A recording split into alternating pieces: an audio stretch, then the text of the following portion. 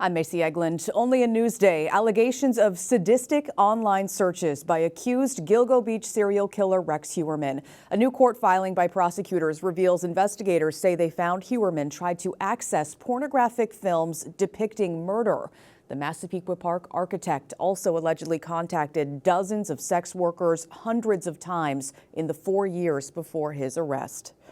A terrifying knife-point robbery on the campus of Suffolk Community College. Police say Mitchell Taylor of Holtzville approached a 29-year-old woman in a building on that Selden campus last night with a knife and demanded her wallet and jacket. He ran off after she complied, but was later arrested. The U.S. and Israel are targeting Tehran on day 5 of the bloody conflict with Iran. Here's the latest. The State Department is working to fly out thousands of Americans stranded in the region. American and Israeli airstrikes took aim at Iran's capital early this morning. The death toll in Iran stands at nearly 800 people. Oil prices are up more than 15% since the start of the conflict. Nassau County Executive Bruce Blakeman is gaining ground in the race for governor. A new Siena poll shows Governor Kathy Hochul has a 20-point lead over the Long Island Republican, but that's down from 26 points in January. Experts believe Hochul is losing support among men as well as voters in the suburbs. Well, the push for a bridge between Long Island and Connecticut is gaining traction again. Connecticut lawmakers held a hearing yesterday on a proposal to build a bridge between Bridgeport and Sunken Meadow State Park in Kings Park. You have to take the environment into consideration. You have to take noise pollution into consideration. You have to take whether people in Long Island even want this into consideration. Now, previous proposals date back to at least 1938. All were abandoned over concerns about cost and environmental impact. Well, a winery near the Long Island Sound in South Hold is on the market for nearly $9.5 million. The sale of One Woman Wines and Vineyards includes 27 acres of property, a tasting barn and cafe, and a renovated production facility. Free Chick-fil-A. How's that sound? It's to celebrate the opening of the chain's new Bohemia location tomorrow. The restaurant inside the Sayville Plaza is hosting a move-in party. So if you show up in black and white cow-spotted accessories or outfits, you can get a free entree or kids meal. All right, let's talk about your Wednesday weather now. We've got a nice little warm up today before some more wet weather.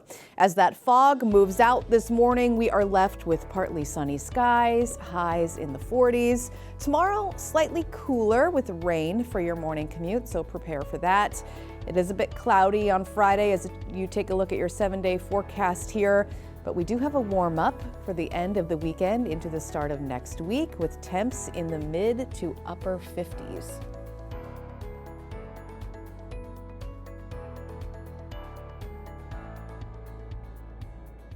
Long Island weather is brought to you by PTRC.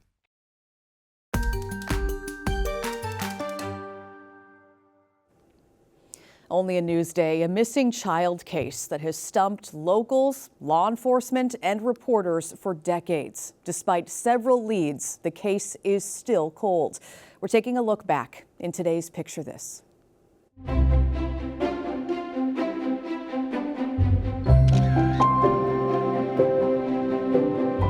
You know, as reporters, we like to say a story has all the elements. This story has all the elements. One of the oldest unsolved missing child cases in U.S. history. A headline Newsday covered extensively. It has every bit of mystery and intrigue. A case so intriguing, Newsday reporter John Valenti wrote a novel inspired by it.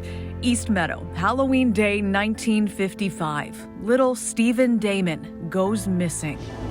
Stephen's mom tells police that she brings Stephen and his baby sister to a storefront here on the corner of Front Street and Merrick Avenue.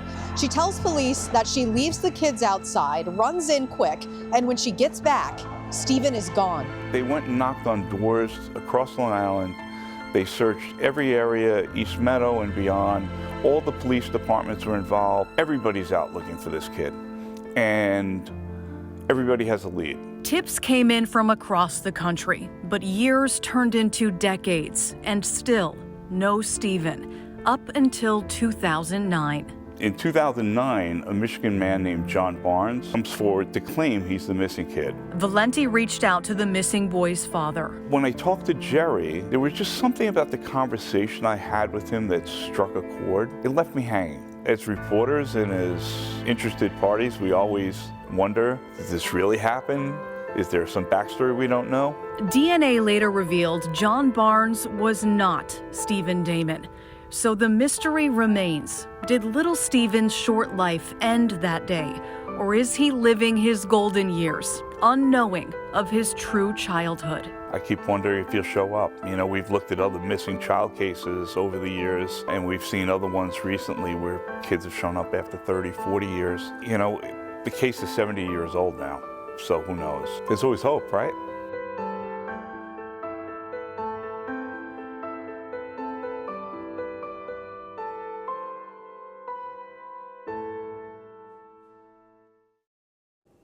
Certainly one of those stories that just sticks with you. You can see more Picture This segments looking back at the Newsday archives on our website, newsday.com. Click Get More below that Newsday TV video box.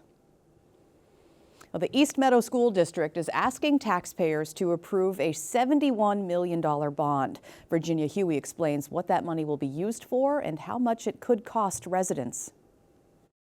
Calling it a project to boost security and upgrade facilities at schools, the East Meadow School District is asking taxpayers to vote yes on a $71.5 million capital improvement bond.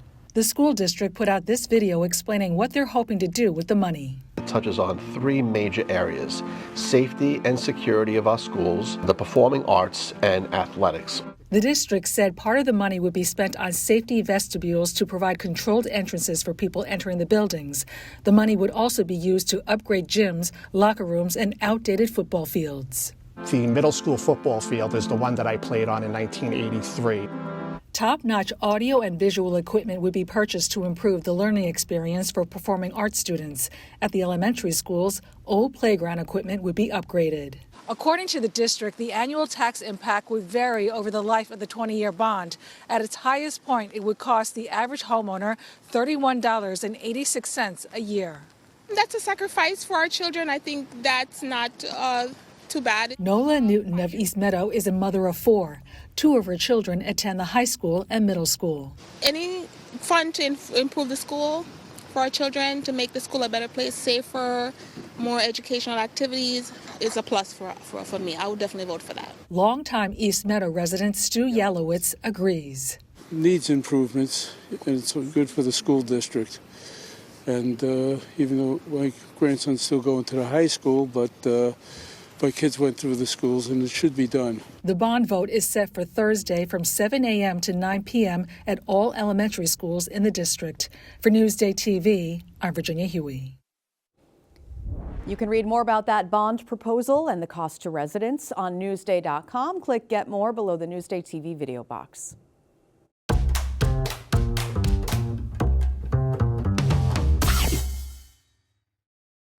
Well, there's been a lot of buzz about a chocolate ice cream taco. Ken Buffa visits the Rainbow Rolls in Center Moriches to check it out in today's Trendy Bites.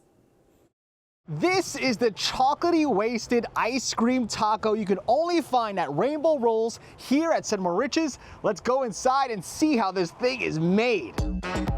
We wanted to do rolled ice cream. We just wanted to sort of add a little twist to it. Craziest taco I've made. We made one with a donut. We knew we wanted to have like chocolate and brownies included. So I said, oh, well, it'd be fun to have something like, you know, really chocolate, but what do we call it? Well, that's when my wife said like, oh, chocolate wasted. We start chopping at it to mix it all together. You ever do sheetrock, Rich? No. I think you're really good at doing sheetrock. More chocolate. It's chocolate wasted. Our ice cream tacos are actually 8-inch ice cream tacos. That doesn't always translate over a video that you're eating a huge ice cream taco. Some brownie. Yes. And more chocolate. And more chocolate. Cheese. Dude, okay. This is a monster taco. It's like bigger than my head. Oh my gosh, it's so good. It's so much chocolate. A scraping of it gives it a kind of like a hard consistency on top, but then inside it's nice and soft. You get the brownie bite, you get the crunch from the taco. I'm a mess. It's fine. Bring a friend. It's delicious. Ken Buffa, Newsday TV. I was going to say, you definitely need to share that one. You can see more Trendy Bites segments on our website, newsday.com. Click Get More below that Newsday TV video box.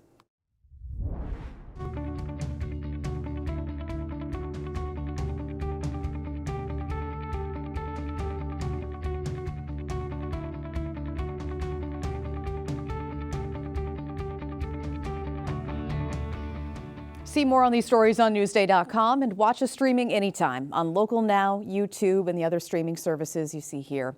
I'm Macy Eglint. We've got more local news coming up.